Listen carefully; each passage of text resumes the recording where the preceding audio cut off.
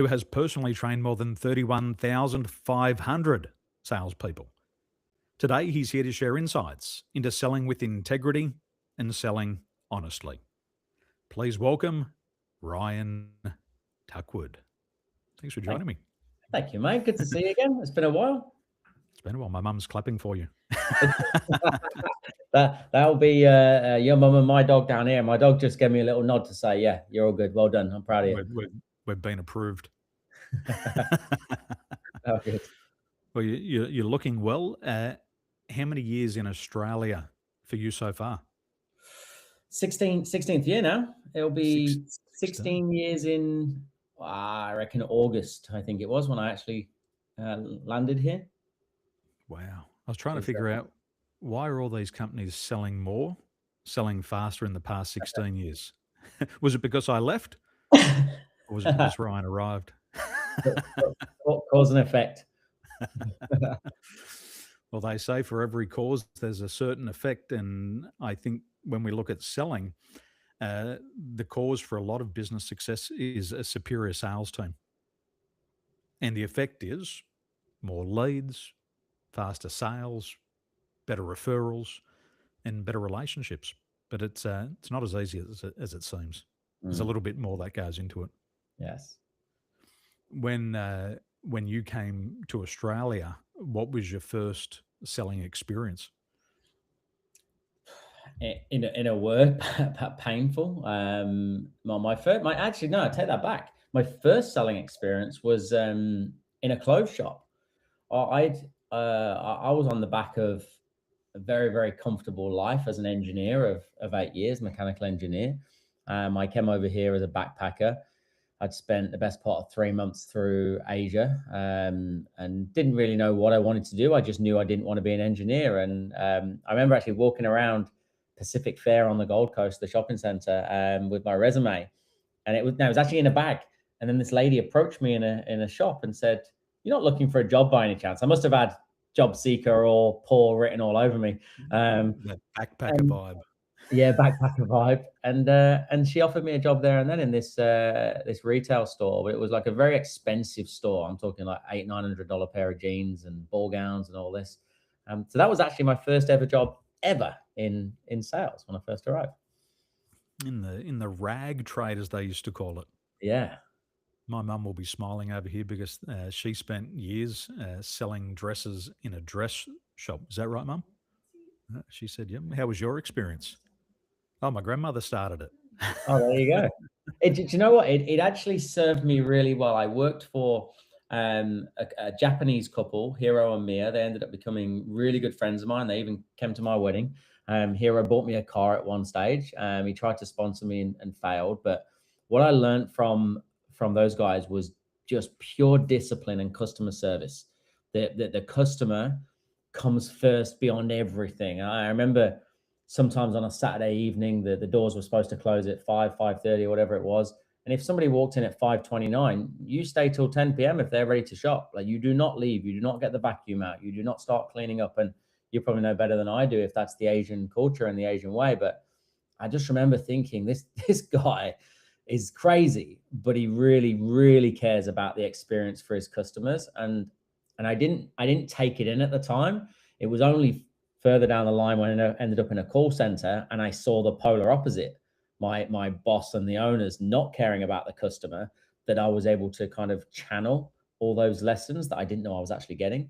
And the evolution of that is Swish now, where everything is customer backwards. How everything we do, everything we say, everything we text or email, and we look at it through the lens of the customer, not the lens of the sales rep trying to make a sale. So Hiro and Mia taught me a lot. Mia could barely speak a word of English, but I could just feel the care that she had for clients. And I've got a lot to owe them, more than I probably realized until we had this little conversation.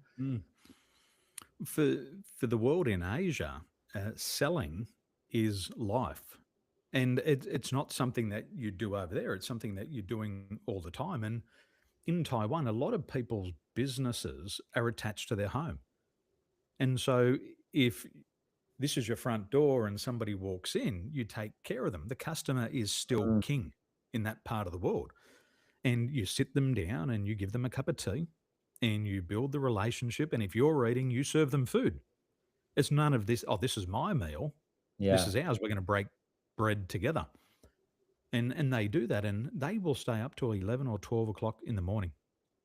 And one of the other really good things in Taiwan, if you are in construction, you're still allowed to drink beers on the job site during the day. Yeah. Wow. So if selling doesn't work and you like to drink beers, drink during the day.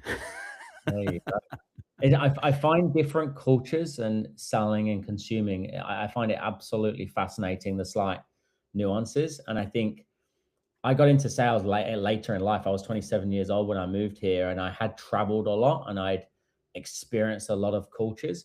And I actually think that served me well, inadvertently, that ability to kind of connect with people from all different backgrounds, and Mhm. demographics.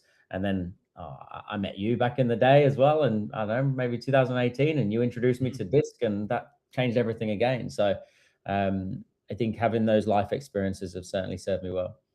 Mm.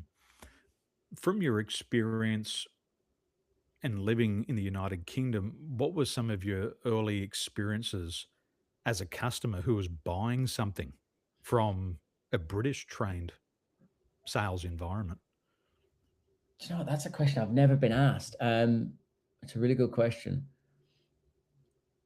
I don't know if I could really tap into it because I don't think I was tuned in. I don't ever I didn't even think about sales and buying things. Sales was chastised in a way. Like I remember the phone going at home when I was a kid, and or someone knocking on the door, and mum and dad going, "Oh, that'll be a salesperson," like real derogatory. That'll be a salesperson. So I guess like unconsciously, being a salesperson was so far not what I wanted to be. Mm. Um, so although I did buy things, obviously I did consume. I was never really analyzing what was it like in the UK compared to how is it now, and um, I got asked recently, like, would you ever move back to the UK? And no, I wouldn't. But if you did, do you think your life would be different? 100%. I'm a different person to the introvert kid that moved here at 27 years old. Um, so I dare say I would notice it a lot more now if I was to go back. I do notice it when I go to the States, the level of customer service, and care and effort they go to. Maybe it's because of the fact that they get their tips, and they're doing it because of that. I don't know, or maybe that's just the way they are.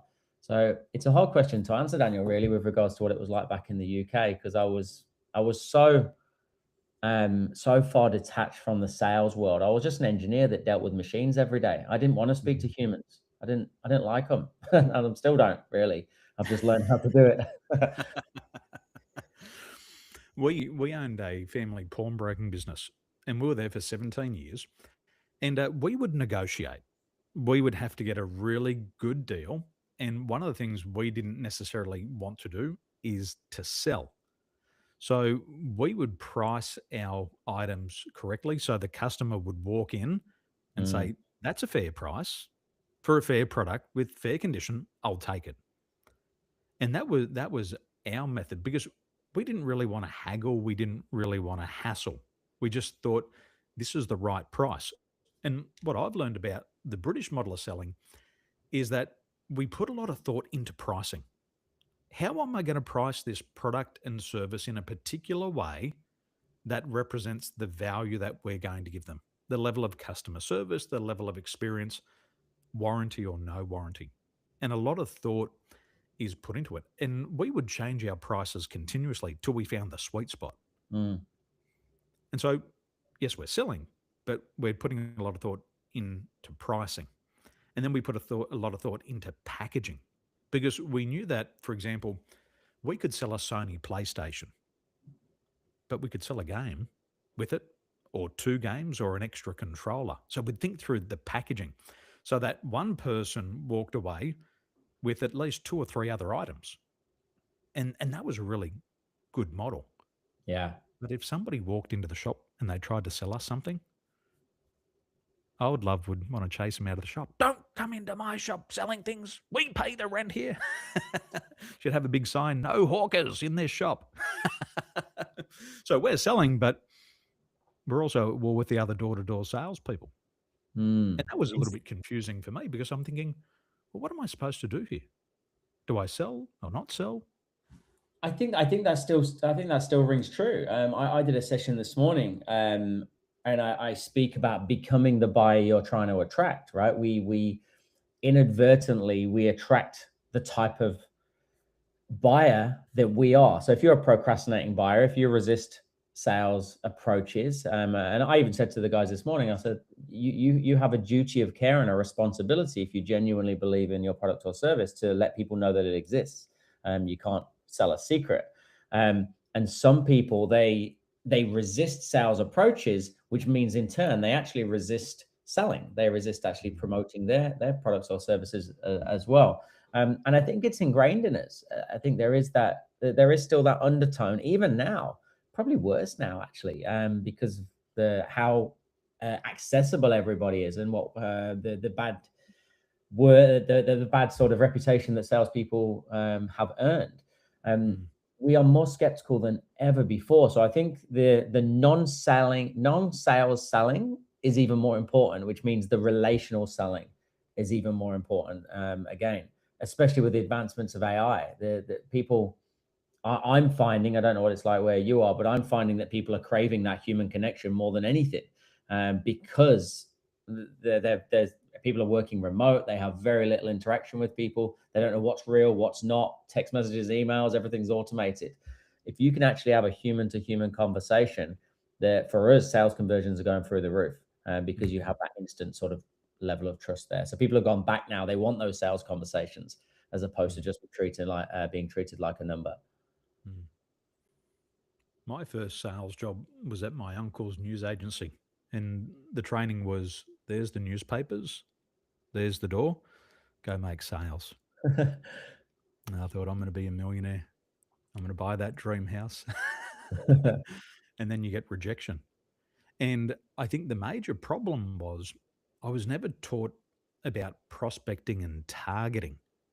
Who's the ideal customer? Because I was calling on the wrong people. I was going to the baker who was Vietnamese and he doesn't read English. And I'm trying to sell an English newspaper to somebody who doesn't even read Vietnamese. And I'm getting rejected and taking it personally.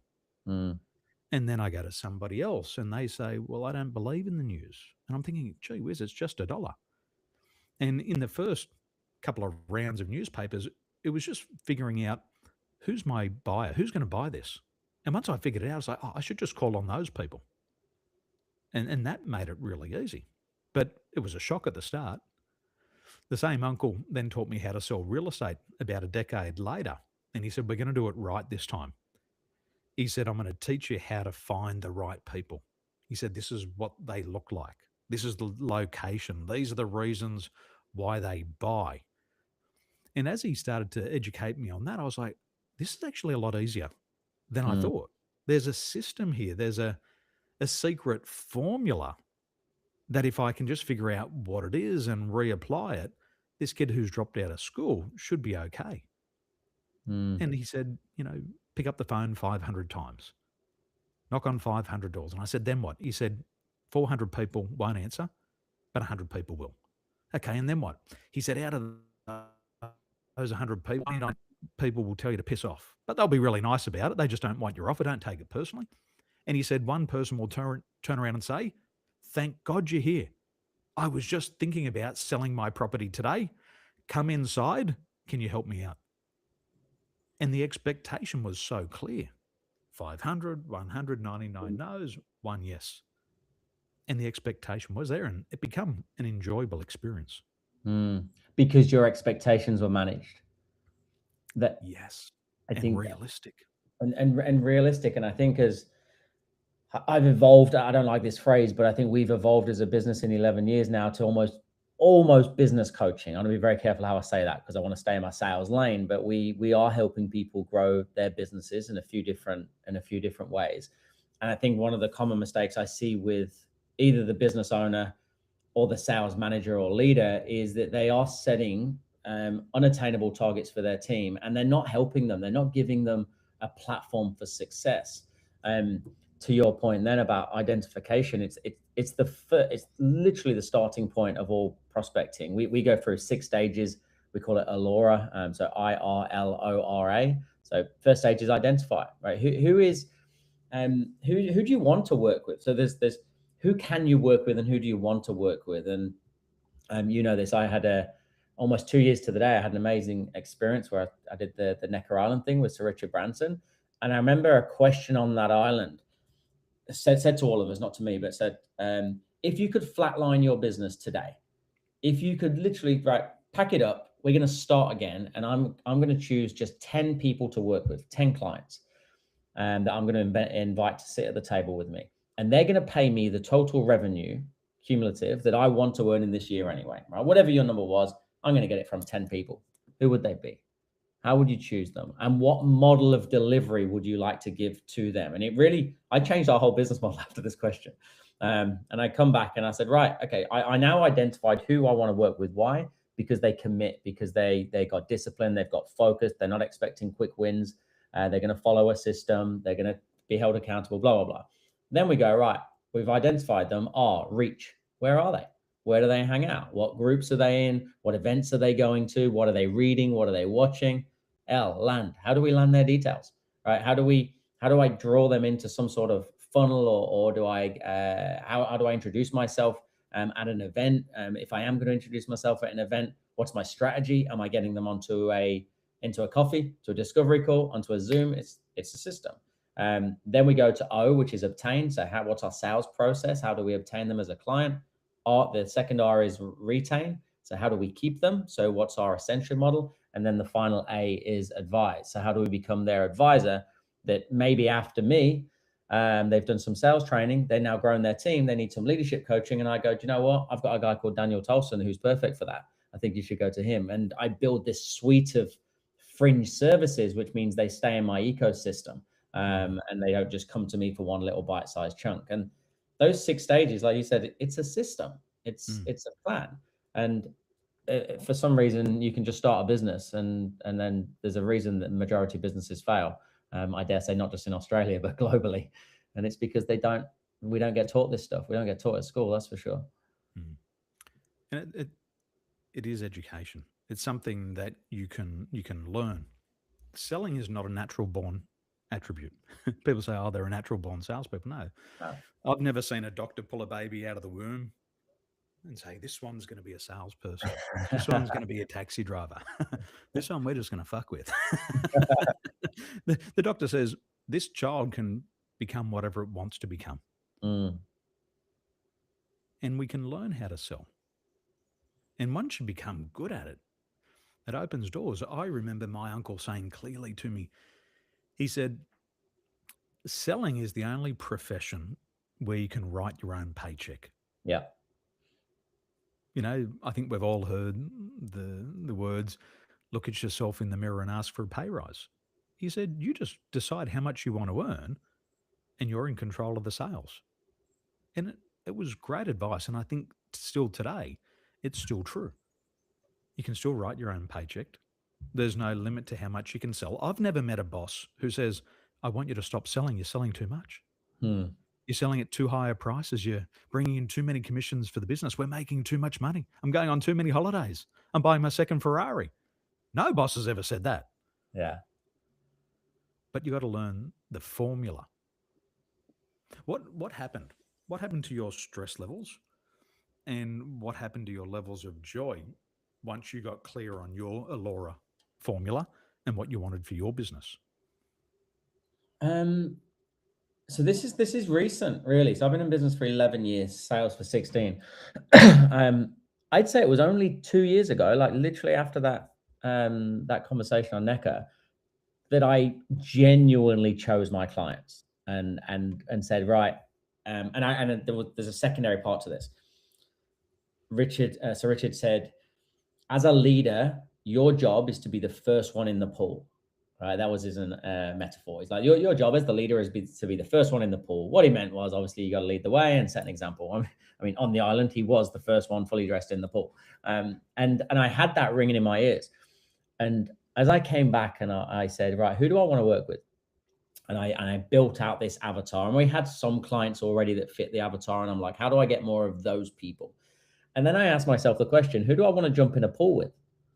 literally said, like, who do I, and we did it last year at the end of the year. We did a health and wellness retreat. And I don't know if you saw the videos online. We all did. I did a final day, speech at the end of day 2. We were in fancy 80s fancy dress. And I'm like, guys, I've got to jump in the pool. Richard told me. And hopefully you guys are going to join me. And they all did. And the stress, the stress and the enjoyment is literally like that. It's polarizing.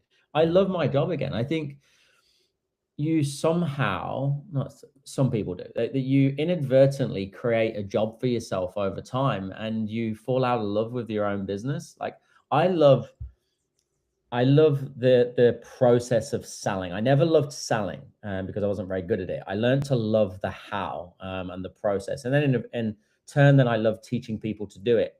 But then over time, I was teaching the wrong people that weren't appreciative of all the work that I put in, and like the study and the money and the education. Then when I found the right people that actually valued what I had to offer, not only could I put my prices up, I have less clients, so I have less admin, I have less humans to deal with. But my whole team, their stress levels have gone down, their levels of fulfillment have gone up, and the results are better as well because we're specifically choosing the right people. So yeah, it's given me a lot of peace, and I have been been on a bit of a renegade with this in the last couple of years of telling people to do the same. That don't just take money for the sake of it. We now we have application processes for our higher programs. You cannot just join it; you have to apply. And full transparency, all I did was replicate the whole Richard Branson interview process. I went for 8 months of interviews, and by the end of it, I could not wait to pay my money. And I'm like, how did they get me begging to pay a lot of money, tens of thousands of dollars? How can I, why do I want to pay this so much? It's the most money I've ever paid for 5 days for anything. But I couldn't wait to pay. And then the knock-on effect of that was when I was on the island, the group of humans that I was with, these 40 people from all around the world, they'd curated it so well that it was a different level of connection. And I thought, how can I create that? So I'll model success. I just replicated that process, and now it's a much more enjoyable place to be. I think I'm probably a better father for it because I'm enjoying work more, making more money, got more freedom. The ripple effect is huge. And you got better looking too. Let's go, yes. I don't know. Maybe better filters, AI these days. Riverside's good. You need those. A lot of people are probably trying to figure out what's Ryan done, and I'm sure that you'd be willing to teach them. Where can they learn more about what you're doing and your next upcoming events? And then we've got to get you out of here because you've got to go to a soccer match for your boy. I do, and that's also the balance that I was chasing as well, to make sure that I am available to do the school pickups and drop-offs and never miss any sporting events for my boys. So yeah, I appreciate you letting me jump off to do that. I'm pretty active across all the socials: Instagram, LinkedIn, Facebook.